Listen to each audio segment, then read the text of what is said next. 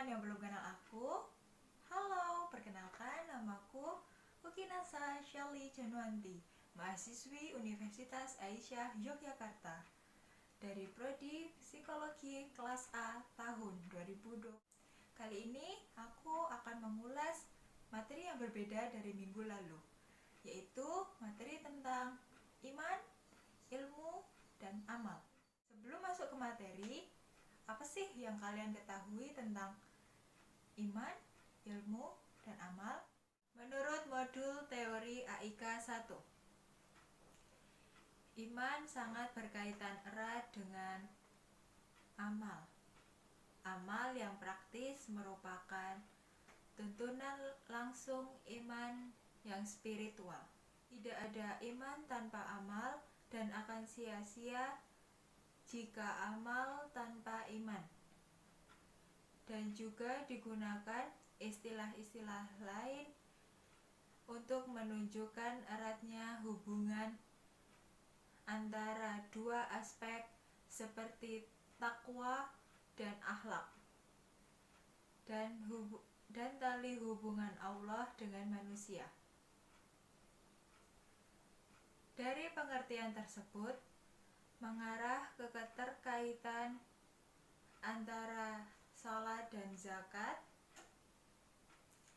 serta dari sudut komitmen kejiwaan atau takbir di awal sholat dan taslim di akhir sholat. Tetapi masih ada lagi bentuk kesadaran kaum muslim yang bersama dengan kesadaran keimanan dan amal perbuatan membentuk segitiga pola hidup yang kukuh dan benar, yaitu keilmuan. Antara iman dan amal itu dari suatu segi bagaimana ibadat juga mengenai antara keduanya dari segi yang lain.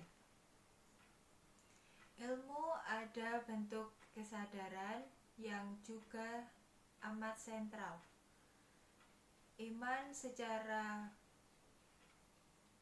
bahasa berarti pembenaran dalam hati, kemantapan hati atau percaya.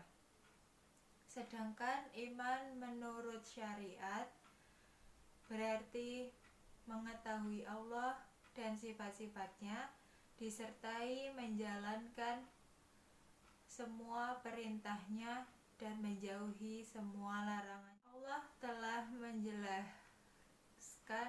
pengertian orang yang beriman dalam Al-Quran surat Al-Baqarah ayat 3. Alladzina yu'minuna bil ghaibi wa yuqimunas sholata wa mimma razaqnahum yunfikun. yang artinya yaitu mereka yang beriman kepada yang gaib, yang mendirikan sholat dan menafkahkan sebagian rezeki yang kami anugerahkan kepada mereka. Sedangkan pengertian iman menurut hadis Rasulullah SAW sebagai berikut artinya. Ibnu Hajar radhiyallahu anhu, beliau berkata, Rasulullah SAW bersabda, iman adalah pengetahuan hati, pengucapan lisan, dan pengamalan dengan anggota badan. Hadis riwayat Ibnu Majah dan At-Tabrani. Isi kandungan hadis tersebut menjelaskan bahwa unsur-unsur yang membentuk keimanan seseorang itu ada 3, yaitu pengetahuan hati, pengucapan lisan, dan pengamalan anggota badan. 1. Pengertian hati. Berbicara tentang iman, tentu berbicara tentang keyakinan.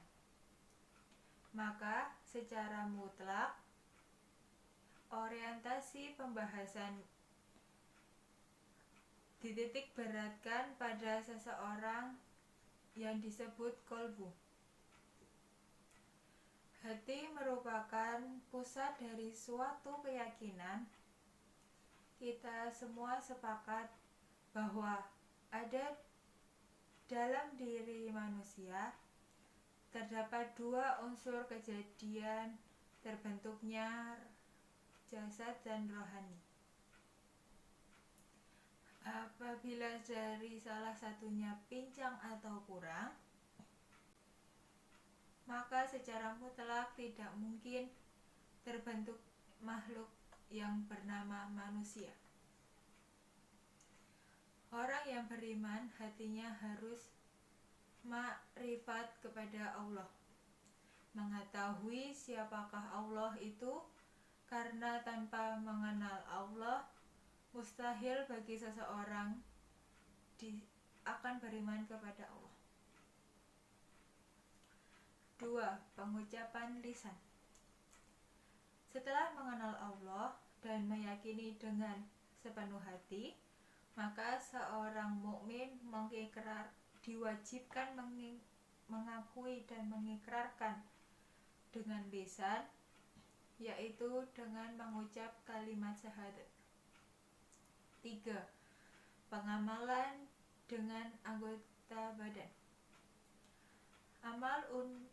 Amal merupakan unsur dari iman, seperti perkataan Imam Ibnu Abdil Bar.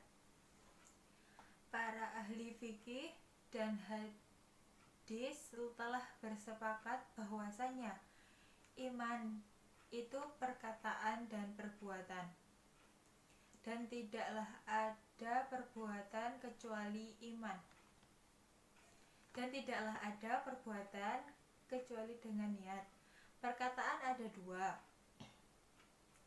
yaitu perkataan hati atau iktikad, dan perkataan lisan, perkataan tentang kalimat Islam atau mengingkarkan syahadat.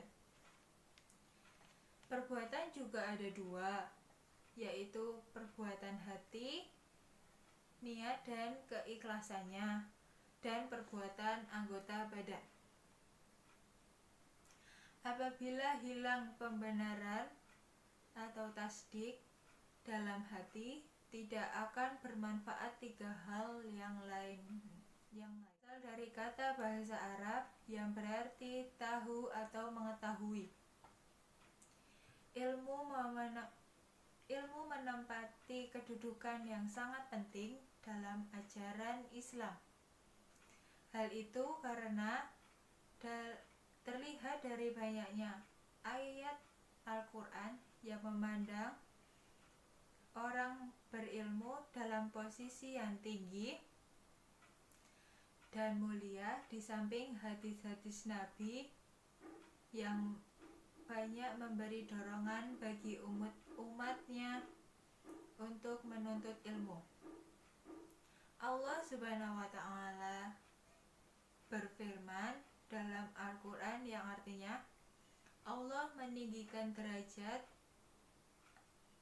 atau tingkatan orang-orang yang beriman di antara kamu dan orang-orang yang berilmu atau diberi ilmu pengetahuan, dan Allah Maha mengetahui apa yang kamu kerjakan.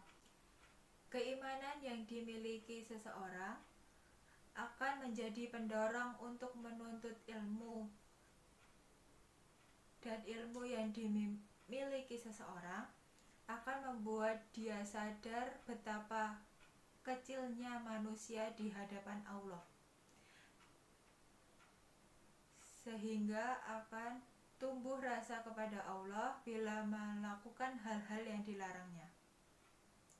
Hal ini sejalan dengan firman Allah, sesungguhnya yang takut kepada Allah di antara hamba-hambanya hanyalah ulama atau orang berilmu. Dalam hubungan konsep membaca sebagai salah satu wahana menambah ilmu menjadi sangat penting, dan Islam telah sejak awal menekankan pentingnya membaca, sebagaimana terlihat dalam firman Allah yang pertama diturunkan, yaitu Quran Surat Al-Alaq ayat 1-5 yang berarti, bacalah dengan menyebut nama Tuhanmu yang menciptakan. Dia telah menciptakan manusia dari segumpal darah. Bacalah, dan Tuhanmulah yang maha pemurah, yang mengajar manusia dengan perantara kalam. Dia mengajar kepada manusia apa yang tidak diketahuinya. Keutamaan ilmu. 1. Ilmu menyebabkan dimudahkannya jalan menuju surga. 2. Ilmu adalah warisan para nabi. 3. Ilmu akan kekal dan akan bermanfaat bagi pemiliknya walaupun dia telah meninggal. 4. Allah tidak memerintah nabinya meminta tambahan apapun selain ilmu. 5. Orang yang dipahamkan agama adalah orang yang dikehendaki kebaikan. 6. Orang paling takut pada Allah adalah orang yang berilmu. 7. Orang yang berilmu akan Allah angkat derajatnya. Makna amalan. Raqib Al-Asfahani berkata, amalan adalah semua pekerjaan yang berasal dari makhluk hidup dan dilakukan dengan sengaja. Kata amal bermakna suatu perbuatan dapat dilihat dari yang baik ataupun yang buruk. Dari segi yang baik dikaitkan dengan sholihat, dan dari segi yang buruk dikaitkan dengan su'u atau sayiat.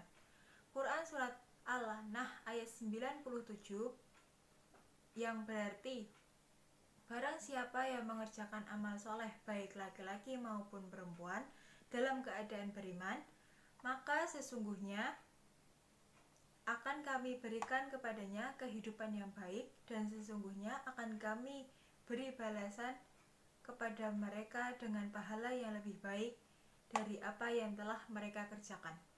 Bila ada kesalahan maupun kekurangan, saya mohon maaf.